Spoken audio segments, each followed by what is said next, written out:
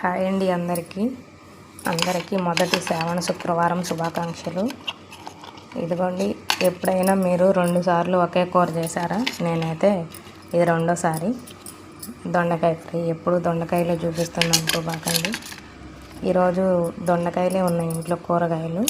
టమాటోలు ఉన్న చల్లగా ఉంది కదా, జలుబు ఏమైనా వస్తుందేమో అని చేయలేదు. ఆల్రెడీ జ్వరాలు ఉన్నాయి, అందుకని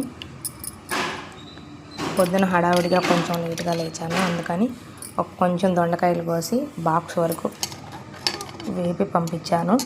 ఇప్పుడు మళ్ళీ ఉన్నాయి కట్ చేస్తున్నాను.